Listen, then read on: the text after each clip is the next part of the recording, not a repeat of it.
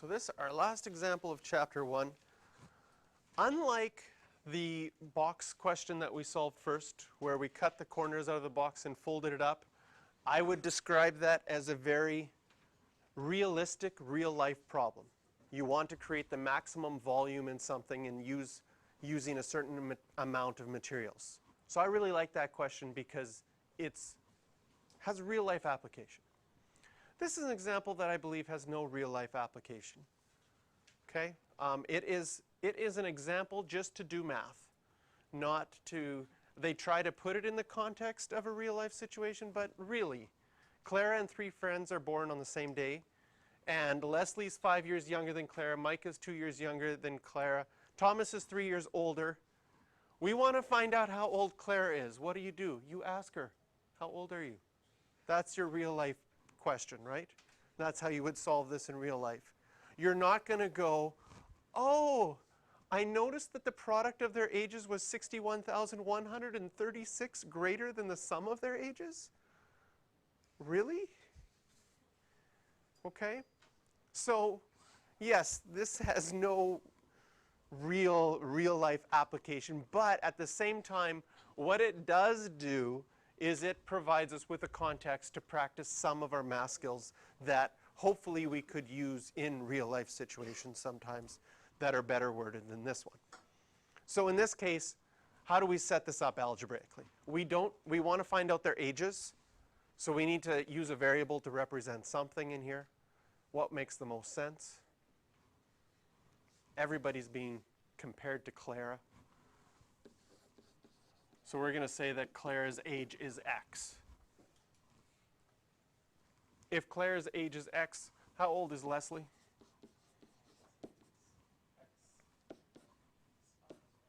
X minus 5, because she's younger.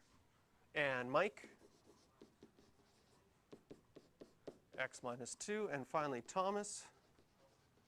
X plus 3. Oops. Underneath this, since they're all nicely in a row, I'm going to add them up. Can you see if I added up all of those, I would get 4x minus 4. And that would be the sum of all of their ages. Now we're given some sort of relationship between the product and the sum. So one thing that can be helpful for writing that out is on one side of an equation, I'm going to write out the product. On the other side, I'm going to write out the sum.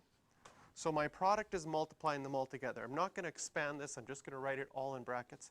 X times x minus 5 times x minus 2 times x plus 3. And my sum is 4x minus 4. Now, one of these should, in your mind, should obviously be bigger than the other one. If you multiplied all their ages together or added all their ages up, which side do you think is going to be a bigger number? The product. Okay? So then when you're trying to figure out where am I going to put the 61,136?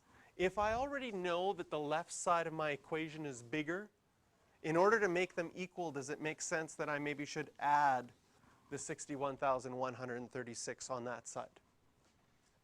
Or you could have subtracted the 61,136 from the product side. Either way, we have to think in the context of the question, where does this make the most sense to put into the equation? So this part of this question is good because you're practicing taking a context, changing it into algebra, and creating an equation. The actual equation and the actual question that we're solving, right, not very realistic. You should just ask Clara, Clara, how old are you? Because that's going to be a lot easier. Because chances are you're not going to say, oh, thank you for telling me all this information. Luckily, I brought my graphing calculator with me so I can solve this. And this is a graphing calculator kind of question. Because we are not going to solve this like we did example 31. If you wanted to solve this algebraically, first you'd have to multiply all 4 of those out. Then you'd have to move this all over to the other side. Your last number is going to be in the 60,000s. And then you're going to have to use the factor theorem with the 60,000s to see what will work. Not fun, okay? So we're going to solve this graphically with our graphing calculators, and I'm going to show you two different ways to solve it with your graphing calculator. And you're going to find some of these techniques we're going to use a lot throughout the year, and you're going to use later on when solving something graphically. And sometimes one of these techniques is better than the other. So it's good to see both of them. The first technique that we're going to do is you're going to type one side of your equation into y1. So take out your calculators, and your other side of your equation into y2. And it looks like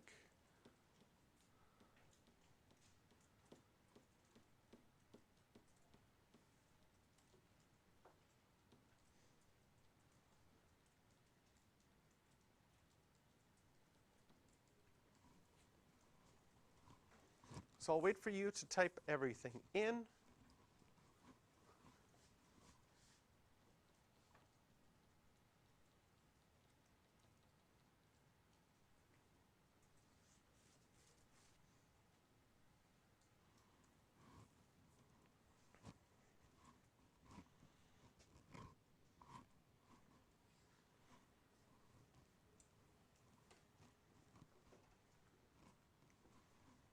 And then once you have everything in, you're going to push graph. If you're on a standard window, this is what will show up. Now my blue graph was what I typed into y1.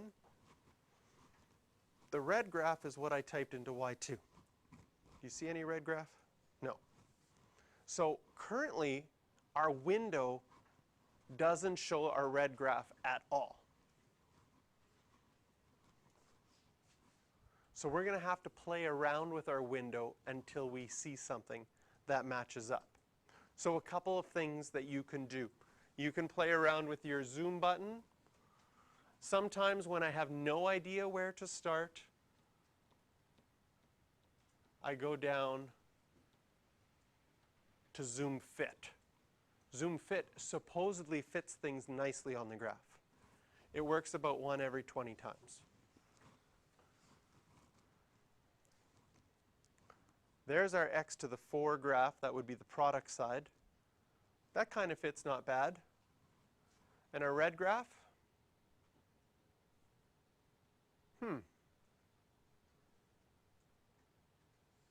Oh, do you know why it's not showing up? Because I told it not to graph it. My equal sign isn't turned on. Let's see if it actually shows up this time, though. Did I turn it on? I'm going to try zoom fit again now that I've turned it on.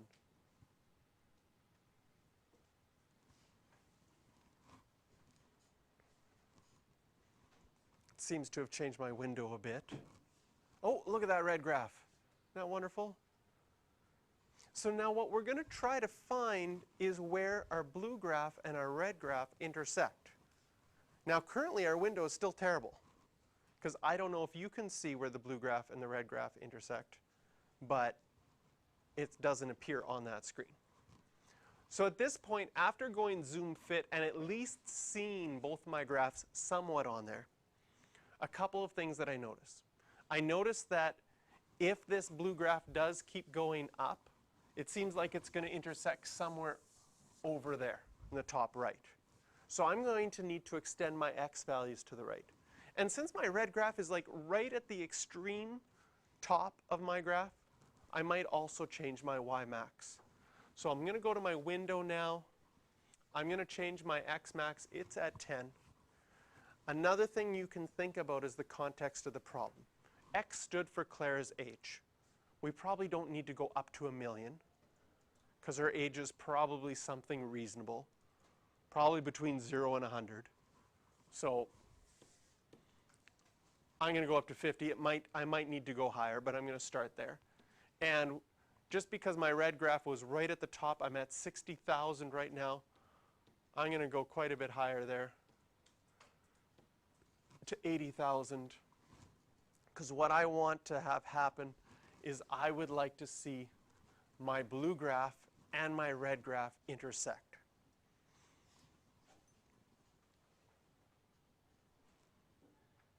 And they do.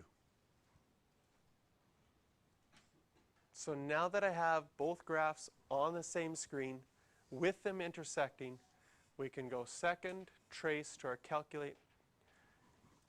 Do you remember finding maximums and minimums and intersections last year in grade 11? So now intersect is number 5. Push enter 3 times on intersect 1, first, second curve, guess. And x is 17. What did x stand for? This is why it's nice to write out what our different things stood for to begin with. That's Clara's age, so now we know Leslie was 12, Mike was 15, and Thomas was 20.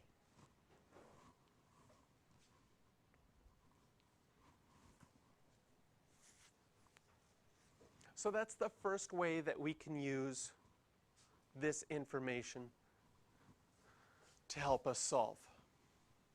Another way that can be used to solve this is to take everything in the equation and move it over to one side. If I were to do that, I'd still have x minus 5, x minus 2, x plus 3. I'm going to subtract the 4x on the other side. If I put these two together because they're like terms, I'd have 61, 132. And if I brought that over to the other side, I would subtract it, and then this equation would be equal to 0. And I'm going to take all of this and just type in one equation into y1. So I'm going to go back to my calculator. For our second technique, I'm going to clear that out.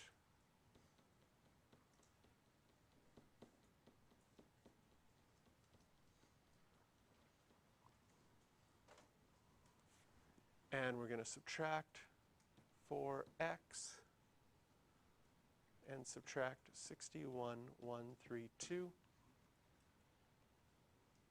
And again, I'm going to just start off at a standard window, because chances are this is what you would have to begin with, your standard window. And when I have that standard window, nothing appears. This is really helpful. Okay? But now that we're looking for an x-intercept instead of an intersection point, this can be a little bit easier, because we know that x stands for Clara's age. If I go to my window and say, I think, well, the oldest she could be was 100, and I now graph it from 0 to 100, all I'm looking for is an x-intercept. And boom, it crosses there. So it didn't take us as long to find a window where it matched here, because we knew this way we're looking for an x-intercept. Second, calculate. Now x-intercepts are called zeros as well, so we can find the 0. Since I know this was from 0 to 100, if I want a left bound, instead of clicking over, because when you click over you can't even see your cursor because it's off of the screen. This is where the shortcut of putting in a value, say I'll pick 10 to the left, is really nice.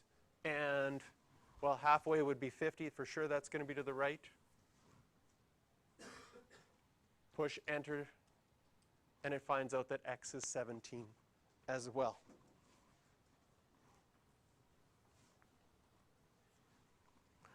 So considering these two methods using our graphing calculator, in this case, the intercept one made our window a little bit easier to find, a little bit quicker, but you do have to do some math and move things over to one side of the equation first. I think over the long run, most questions, if you're going to use a graphical approach, most questions you'll find putting something into y1 and something into y2 and finding where they intersect. In my experience, I use that one more than I use the intercept one. But both, you can use both depending on your situation. So whichever you feel more comfortable with.